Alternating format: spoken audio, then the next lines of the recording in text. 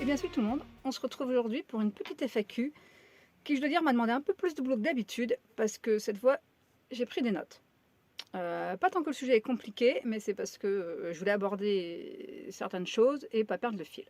Donc si vous me voyez de temps en temps regarder, parce que j'ai mon écran derrière, avec quelques petites notes précisées. Et la question fort intéressante qui m'a demandé qui m'a donné du grain à moudre, j'ai envie de dire, c'était quelles étaient selon moi les 5 compétences, aptitudes nécessaires pour démarrer une vie nomade. Et je dois te dire que ça, c'est pas compliqué, mais ça demande vraiment un travail d'introspection, de dire ok, moi qu'est-ce que je vois, qu'est-ce que je comprends, qu'est-ce que j'ai expérimenté qui me fait dire ouais, ça c'est essentiel, ça non. Ouais, parce qu'il y a le côté essentiel. Du coup, j'en ai listé 5 grandes aptitudes qui, au départ, si elles sont là, eh ben, tant mieux. Ça permet de déjà être un peu plus cool pour partir vers cette aventure de vie nomade. Mais de toute façon, ce sont des aptitudes qui, pour moi, vont forcément se développer avec le temps, avec l'expérience, avec la vie sur la route. C'est obligé. Parce que sinon, je n'imagine pas une vie pérenne, en fait, une vie stable, une évolution agréable. Donc, je vais vous donner les 5 et après, je développerai un petit peu plus. Donc, pour moi, déjà, il y a l'adaptabilité, le bon sens, la curiosité, la débrouillardise et la résilience. Voilà, vraiment, ces 5 compétences-là, hein, pour moi, c'est vraiment la base de ce que les nomades doivent avoir, incarner au fil du temps en tout cas, mais pour démarrer. Je vais donner quelques exemples. L'adaptabilité. Être capable de prévoir un plan A, un point B, un point C, et sans se prendre la tête. Bon, voilà, on ne sait jamais le spot qu'on va trouver, ce que ça va donner. On ne sait jamais trop vraiment le lieu où on va, hormis si on connaît déjà. Hein, voilà. Mais voilà, quand on va dans des pays étrangers, on ne sait pas la bouffe, on ne sait pas forcément les tarifs non plus, on ne connaît pas trop les gens, le mode de fonctionnement, le côté culturel, tout ça. Donc il faut vraiment faire face à l'imprévu. Donc il y a les 100 clichés. Et arriver à se dire, bon, bah, si c'est pas ça, c'est pas grave. Voilà, j'avais prévu d'être sur un super spot cette nuit. Pour X raison, je peux pas y aller. La route est impraticable, il n'y a pas de place, c'est inondé, le spot est fermé. Bah, il est 23 h, il faut que tu trouves un autre plan et peut-être pas cool, ça va peut-être finir sur une pauvre aire de camping-car, un parking de supermarché, voilà. Et ça, c'est la base, c'est même pas une adaptabilité énorme, c'est vraiment du quotidien, quotidien, quotidien. Le bon sens. Le monde manque cruellement de bon sens, j'ai l'impression, et quand tu es nomade, il t'en faut du bon sens. Ça peut être très con, mais c'est de réfléchir où tu vas te garer. Le sens de la pente, parce que camping, déjà c'est pas très agréable de dormir en pente, mais ton matos il marche moins bien, ton frigo il marche moins bien quand tu es en pente par exemple. Ou tu prends ta douche, c'est très con, mais elle va moins bien s'écouler. Un endroit qui risque d'être inondé.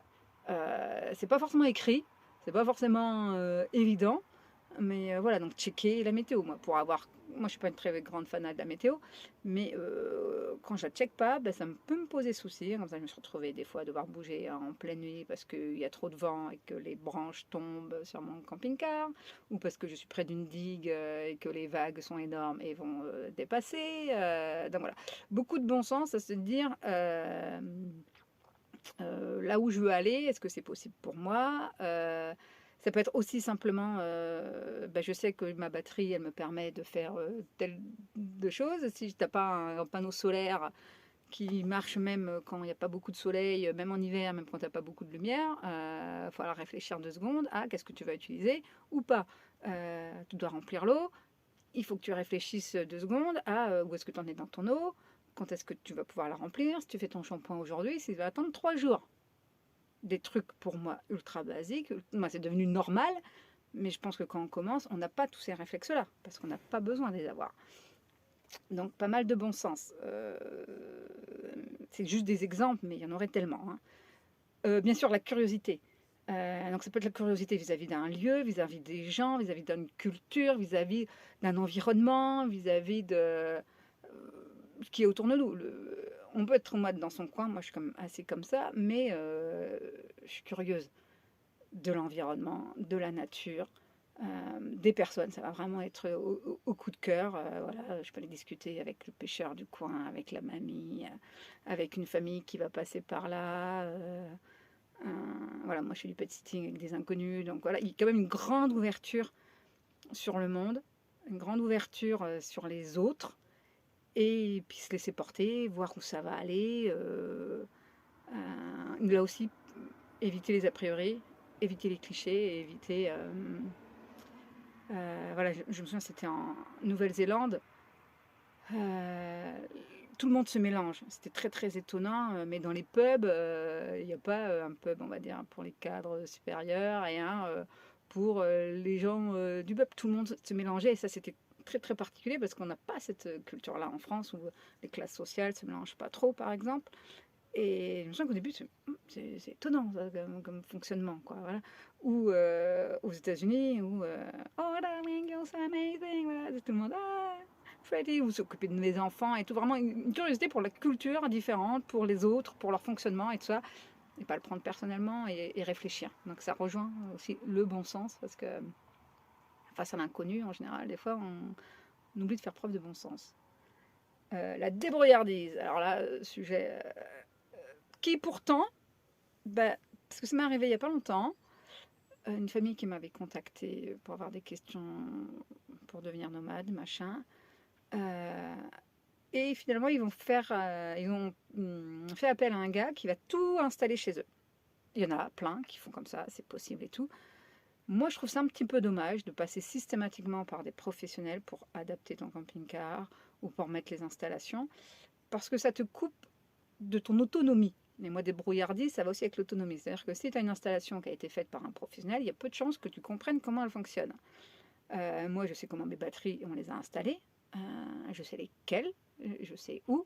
Et je sais que si pour X raison, elles ne vont pas envoyer du jus, je peux checker si c'est ma batterie le problème, si c'est mon panneau solaire, mes panneaux solaires en haut, ou si c'est, je ne sais plus comment ça s'appelle, le machin qui vérifie justement euh, que tout fonctionne bien. Il y a un petit capteur qui envoie de mon panneau solaire à ce capteur-là, à mes batteries, et je sais voilà, où en sont mes batteries, je sais où en est mon panneau solaire, etc. etc. Donc ça, c'est purement technique, mais ça me permet de pouvoir réparer s'il y a des trucs à réparer, ou un truc aussi très con que les petites bricoles du quotidien, voilà, comme quand on est bricoleur, en fait.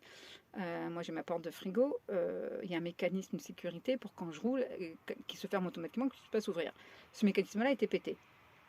Et du coup, c'était très chiant parce que ça s'ouvrait dès que je prenais un rond-point, machin. Donc, je l'ai réparé. J'ai démonté le bordel, j'ai regardé ce qui allait pas, et je l'ai remonté. Donc voilà, débrouillardise pour réparer. Tous les rideaux surtout dans les anciens camping-cars, les rideaux qui étaient avec un système bien précis. Souvent, les ressorts à l'intérieur vont péter et tout. Donc j'en ai réparé plein de fois, je suis attendre de les changer parce que j'en ai marre. Maintenant, j'ai plus que celui du Lidéré, je crois, qui est comme ça. Tous les autres, je les ai changés à terme, mais avant, je les réparais.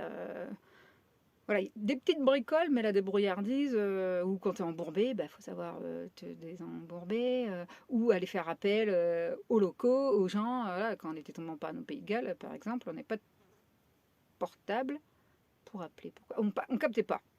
On captait pas. Euh, du coup, on était faire du porte-à-porte. On a déjà marché pour trouver une ville et faire du porte-à-porte pour appeler, quoi.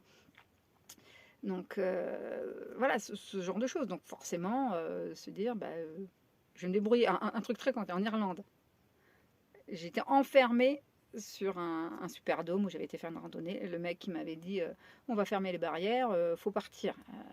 Oui, oui, voilà. Au moment de partir, l'obscurité n'était pas là. Du coup, j'ai attendu. J'ai pas attendu très longtemps parce qu'on l'a cherché, elle est revenue.